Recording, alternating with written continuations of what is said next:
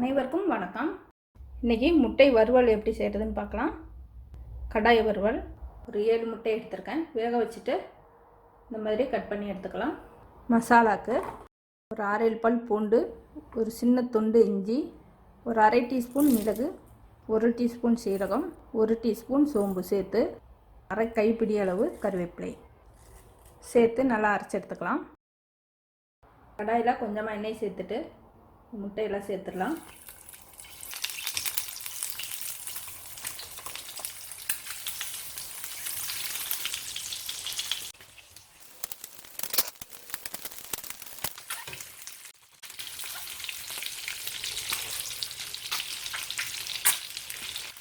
ஒரு நிமிஷம் விட்டு திருப்பி விட்டு மேலே கொஞ்சமாக மஞ்சள் தூள், அரை டீஸ்பூன் மிளகுத்தூள், அரை டீஸ்பூன் மிளகாய்த்தூள் சேர்த்துக்கலாம்.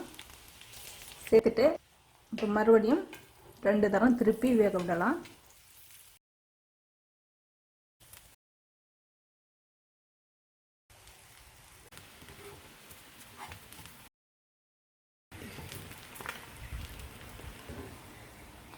இந்த முட்டையை தனியாக எடுத்து வச்சுட்டு இந்த கடாயில் ஒரு பெரிய வெங்காயம் நைஸாக நறுக்கிட்டு சேர்த்துக்கிறேன். இதே எண்ணெயில் வெங்காயம் சேர்த்து வதக்கிக்கலாம். இல்லைன்னா இதை கழுவிட்டு அதுக்கப்புறம் எண்ணெய் சேர்த்தும் வதக்கிக்கலாம்.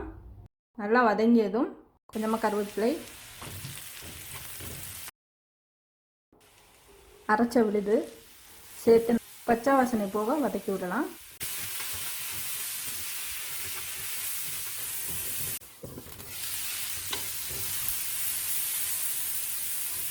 ஒரு டீஸ்பூன் மிளகாய்த்தூள், கொஞ்சமாக மஞ்சள் தூள், அரை டீஸ்பூன் மல்லித்தூள் சேர்த்து நல்லா வதக்கணும். சின்ன தக்காளி 1 சேர்த்து நல்லா வதக்கணும். தேவையான அளவு உப்பு,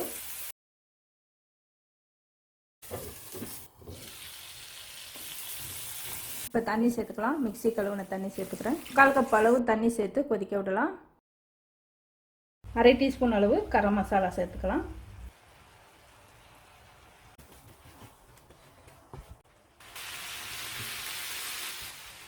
கொதித்ததும் வறுத்து வச்ச முட்டையெல்லாம் சேர்த்துடலாம்.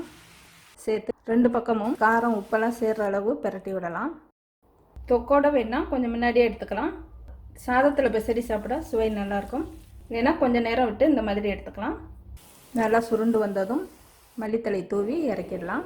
இப்போ முட்டை கடாய் வறுவல் ரெடி ஆயிடுச்சு. சாதத்தில் பெசரி சாப்பிட சுவை நல்லாயிருக்கும்.